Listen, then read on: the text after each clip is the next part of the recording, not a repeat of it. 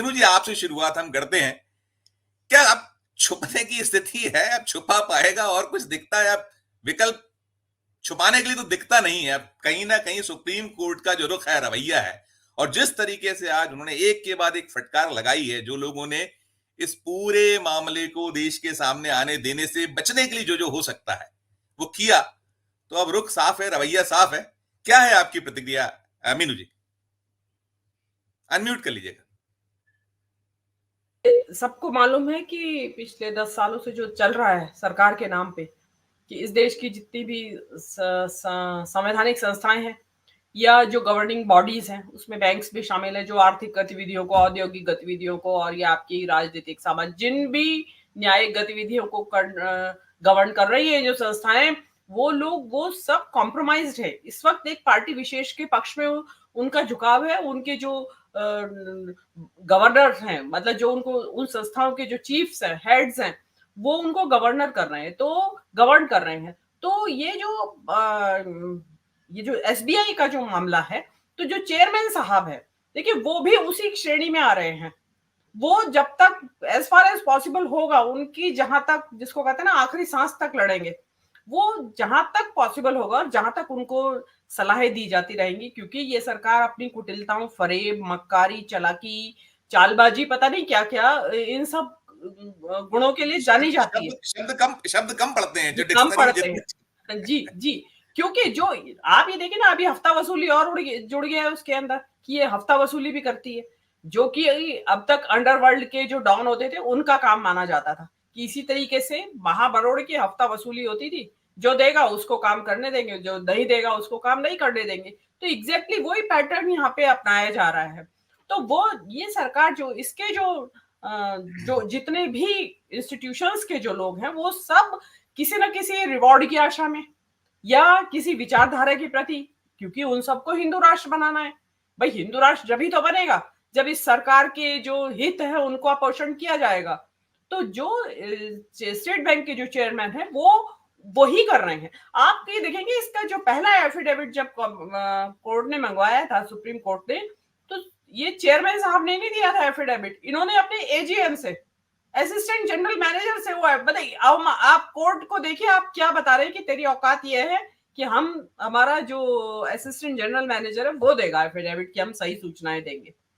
आप ये देखिएगा। आप तो आज तो खैर सुप्रीम कोर्ट ने बहुत सख्त ऑर्डर्स दिए हैं, लेकिन मुझे डाउट है कि इस सरकार के चलते कोई भी सूचना इतनी आसानी से निकाली जा सकती, क्योंकि यहाँ उंगली टेढ़ी भी कर लेंगे तो भी नहीं निकलेगा घी।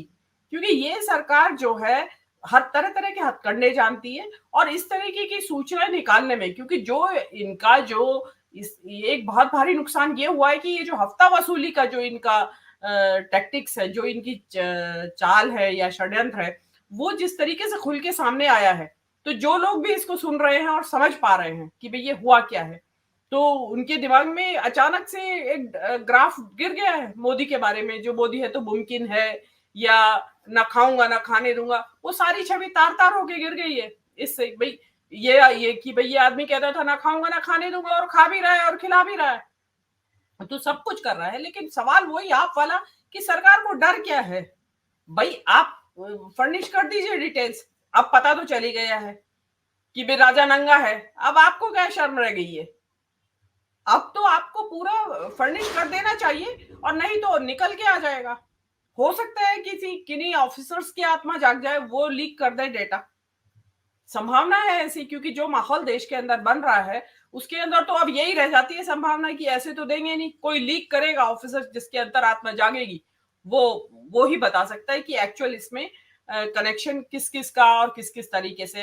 देखिए काफी सारे कनेक्शंस तो जो इन्वेस्टिगेटिव जर्नलिस्ट है उन्होंने स्टैब्लिश कर दिए हैं, दे रहे हैं, वो इसमें लगातार आ रहा है। जो जो हाँ, एक्चुअल मीडिया है, जो हम ये जो हमारे जैसे प्लेटफॉर्म है या इस आप जैसे तरीके के, मीडिया, निरंतर निरंतर निकाल निकाल के दे रहे हैं कैसे क्या क्या खेल हुए हैं, कहाँ किसको कैसे लाभ पहुंचाया गया, एक्सटॉर्शन के एवज में क्या मिला, ठेकों के एवज में क्या प्राप्त हुआ, देश के सामने आता चला जा रहा है। लेकिन वो ऑफिशियली देने की जो बात है, कंटिन्यू करिएगा। जी हाँ बिल्कुल, बात वही है कि ऑफिशियली आए तो उसको वो ऑथेंटिकेटेड होता है बिल्कुल, जिसको कि जनता के सामने बताया जा सकता है। तो लेकिन ये लोग नहीं चाहते कि पूरी की पूरी राम कथा, सॉरी, ये जो कहानी है ये सामने मेरे ही ऊपर लग जाएंगे लोग अभी कि इसको राम कथा बता दिया आपने। जो बॉन्ड कथा है ये पूरी की पूरी सामने आनी चाहिए ताकि पब्लिक उसको एक ऑथेंटिक फॉर्म में एक यथार्थ के रूप में उसको जांचे कि भी ये असली स्थिति ये अंदर ये हुई थी। लेकिन इसमें देखिए नाम जो है मालूम नहीं, जो ये हिंडनबर्ग की रिपोर्ट में जिनको बात किया गया था कि शेल कंपनीज के जरिए पैसा आ रहा है इस देश के अंदर, री इन्वेस्ट हो रहा है, जिसको कहते हैं दोबारा से उसको रिसाइकल करके यहीं भेजा जा रहा है। तो हो सकता है कि उसमें बहुत सारी कंपनियां ऐसी हैं जिनको की कहा जा रहा है शेल कंपनियां, तो वो कंपनियां उनसे मेल खा रही हो हिंडनबर्ग से। इसमें दूसरा सवाल एक और जो आता है संजीव श्रीवास्तव जी, इसकी जिक्र जरा कम हो रहा है, प्रोबेबली इकोनॉमी जो कैपिटल मार्केट सर्कल्स में शायद हो रहा हो, कि जिन कंपनियों ने इसमें चंदा दिया है, हफ्ता वसूली दिया है, में सहयोग दिया है, वो सारी शेयर बाजार में लिस्टेड कंपनियां हैं, शेयर मार्केट कैपिटल मार्केट में लिस्टेड कंपनियां हैं। तो उन कंपनियों ने क्योंकि बाजार से पैसा इकट्ठा करती है आईपीओ के जरिए वो लोग पैसा सारा इन्वेस्टमेंट का, तो उनमें उन्होंने अपनी एजीएम में अपने इन्वेस्टर्स से परमिशन ली भी या नहीं कि हम फला पार्टी को चंदा देना चाहते हैं, उसमें कोई भी पार्टी हो उसमें उनकी ली गई है या नहीं ली गई है, ऐसा कोई सीबी की तरफ से एक्टिविटी अभी तक। इसीलिए तो छुपाया जा रहा है कि लोग एक्सपोज हो जाएंगे, जनता चढ़ बैठेगी कि भाई आपने हमारा पैसा ऐसे कैसे लगा दी, यही तो भय है शायद इसके पीछे।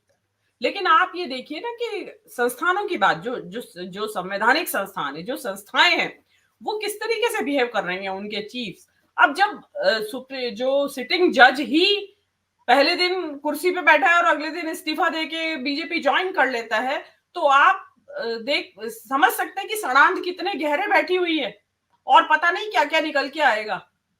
अब क्या मालूम जो स्टेट बैंक के चेयरमैन है, क्या पता कल परसों नॉमिनेशन फाइल करने चले जाए यहां से, आपको कुछ नहीं पता है इस सरकार के अंदर।